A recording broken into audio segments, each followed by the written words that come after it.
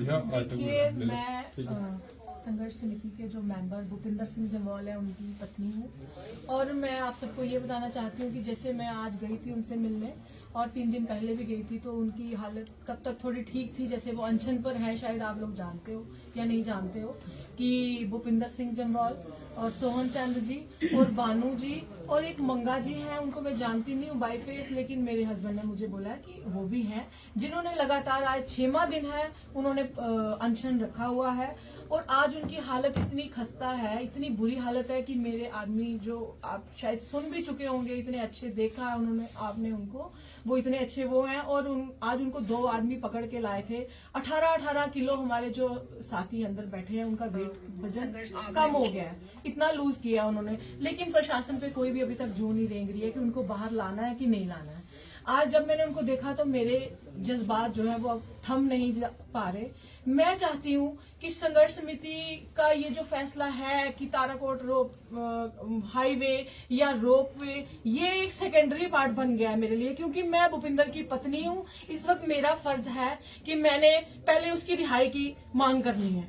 मैं एडमिनिस्ट्रेशन से ये चाहती हूँ कि जल्द से जल्द मेरे पति को रिहा किया जाए, उसके साथ 18 लोग जो बैठे हैं जेल में उनको रिहा कर दिया जाए, वरना ये मेरी लास्ट चुनौती है। मैं आज एसडीएम जी के कहने पे वापस घर आई हूँ, नहीं तो मैं आज सड़कों पे उतरने वाली थी, गिरफ्तारी देने वाली थी। मेरे साथ और भी बहुत महिलाएं और बहुत गरीब जनता जो थी वो मेरे साथ तैयार थी। आज आप गिरफ्तारी देने जा रहे थे तो एसडीएम साहब जब आपके पास पहुंचे तो क्या आश्वासन दिया उन्होंने, क्या कहा? एसडीएम साहब ने आश्वासन दिया कि मुझे एज अपने एक भाई समझ के या कुछ समझ के मेरे से मैं आपको विश्वास दिलाता हूँ कि रात को वो 8 बजे से पहले मतलब आ जाएंगे आपके घर में। उन्होंने बोला 80% आपकी बात जो है वो हद तक पहुंच गई है, लेकिन ये है कि हो सकता आज नहीं भी आए तो कल सुबह तक आ जाएंगे। उन्होंने मुझे आश्वासन दिया, इसलिए मैं घर आ गई, अपने इमोशंस को पीछे किया। लेकिन इमोशंस मेरे साथ हैं, जो मैं हालत देख के आई हूँ अपने पति की, मैं उनकी बात पे भी विश्वास नहीं कर सकती, क्योंकि 3 दिन से हमें लॉलीपॉप दिए जा रहे हैं। कभी कोई कुछ बोलता है, कभी कुछ बोलता है। आज भी रुक रही हूँ, कल भी रुक रही हूँ, रात भर कितनी रातें मैं ऐसे बैठ के बिताऊं, ये शायद आप लोग भी समझ सकते हो कि अगर घर का एक आदमी 6 दिन बिना खाए के रहे तो कैसे एक पत्नी जी सकती है उसके बिना।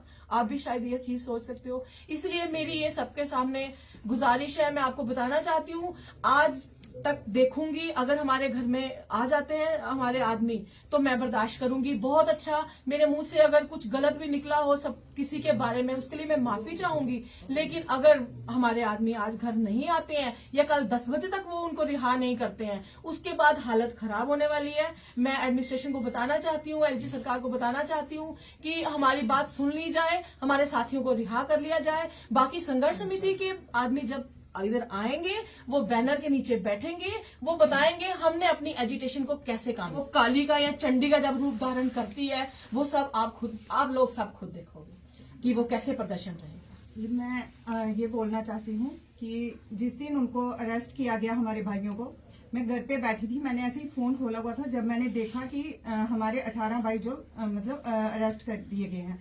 मुझे ये पता नहीं चला उस टाइम कि मुझे क्या करना है। मैं बेड के ऊपर बैठी थी, उधर से मैंने 1 मिनट में नीचे उतरी और मैं सबसे पहले कटरा पहुंची थी, सबसे पहले उसी टाइम कटरा पहुंची थी कि हमारे भाइयों ने ऐसा कौन सा गुनाह किया था जिसकी वजह से उनको अंदर ले गए। वो ना उन्होंने आज तक कोई जवाब दिया हमें, हम कितने दिन से चिल्ला रहे हैं, उनसे पूछ रहे हैं, उन्होंने कोई जवाब नहीं दिया। इस टाइम हमारी यही अपील है एडमिनिस्ट्रेशन से कि हमारे भाइयों को जल्दी से जल्दी मतलब रिहा कर दिया जाए। हम उनको कल तक ही देखेंगे। आज हमने इनको देखा, ये उनसे मिलके आई हैं अपने पति से, तो कितनी ये रो रही थी, मतलब हमें भी बर्दाश्त नहीं हुआ। मेरे सोनू ठाकुर जी मेरे देवर हैं, वो भी अरेस्ट हुए हैं। मेरे जेठ जी के बेटे हैं रमन सिंह, हमारे द्रूड़ से प्रभात सिंह जी हैं, मोहन सिंह द्रोड़ा जी हैं, रविनाथ जी हैं, और यहाँ से हमारे पिंकू भैया हैं, सोहन चंद जी हैं, मतलब सारे 18 बंदे जो हमारे अंदर है। मैं सबके लिए अपील करती हूँ एडमिनिस्ट्रेशन से कि उनको जल्दी से जल्दी छोड़ा जाए। जल्दी से जल्दी नहीं, मतलब आज रात के लिए उन्होंने बोला है तो कल तो चाहिए ही चाहिए हमें। वो इधर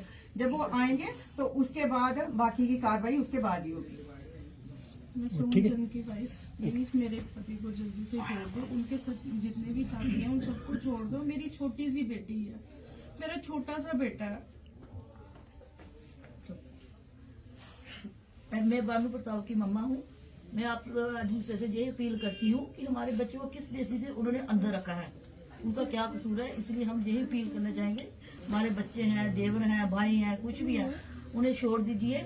इसलिए नहीं तो अगर उन्होंने सुबह 10 बजे तक उनको नहीं छोड़ा, फिर हम कल देख लेंगे कि नारी शक्ति क्या कर सकती है और क्या नहीं कर सकती है।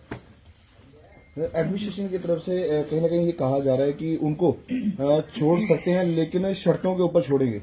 लेकिन कहीं ना कहीं जो लोग हिरासतों पे हैं उनका यही अनशन जारी है कि हम बाहर आएंगे, लेकिन बिना शर्तों के आएंगे, और गंडोले प्रोजेक्ट के लिए जो है वो उस तरह से अनशन जो है वो यहाँ पर आके रहेगा। देखिए, बात ये है कि मैं तो यही चाहूंगी कि जैसे इज्जत के साथ अगर उनको वो लेके गए थे ना, हाथ में हाथ डाल के, वैसे ही उनको रिहा करें। उन्होंने कोई कत्ल किया है, किसी को पत्थर मारे हैं, किसी की बीवी के साथ कोई अत्याचार किया है या कोई गलत काम किया है जो उनको लेके गए हैं और उनको कड़ियां पहनाई है अंदर, मुझे ये पहले प्रशासन जवाब दे। अगर उनका कोई कसूर है, उन्होंने कोई गलत क्राइम किया है, हमें तो ये बताया जाता है कि उनके ऊपर कोई केस नहीं है, लेकिन हमें पता है उनके ऊपर कौन कौन से केस डाले हुए हैं। वो तो बाद में वो करेंगे ना।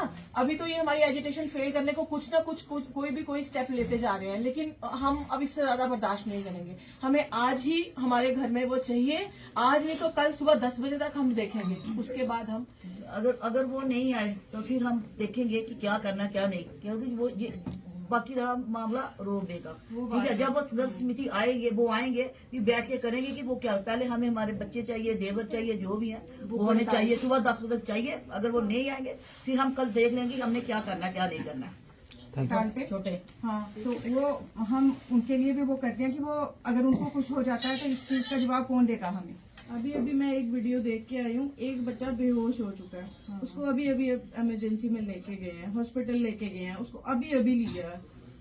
ये हमारी एडमिनिस्ट्रेशन बहुत गंदी है, जो कुछ नहीं करी बच्चों के बारे में। उनके देख नहीं सकते कि वो छोटे बच्चे कैसे बैठे हैं भूखे प्यासे। 6 दिन आप हो उनको गए रिहा उन्होंने करोगे कुछ तो नहीं वो खाया। आएंगे तो वो कुछ खाएंगे। उनका कसूर क्या है? कुछ भी नहीं, अपनी रोजी रोटी के लिए लड़ रहे थे, वो प्रोटेक्ट कर रहे आराम से, कुछ डंडा नहीं मारा, कुछ नहीं किया उन्होंने, फिर भी उनको पकड़ के ले गए।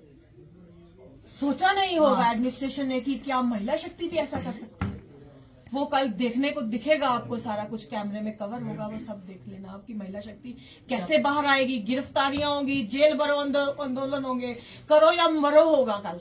याद रखना, अगर हमारे साथी, हमारे पति या देवर जो भी कल रिहा नहीं किए गए, बहुत बुरा होने वाला है। एलजी सरकार को आज भी बोलती हूँ, कान खोलो, अपने कान के जो वो लगे हैं उनको खोल दो और जागो, और उन बच्चों का भी ध्यान रखो, हमारी मां के सिंदूर का भी ध्यान रखो, हमारे देवर, उनके छोटे छोटे बच्चे और जो भाई बंधु जो भी हैं सबका ध्यान रखें, उन्हें रिहा कर दिया जाए।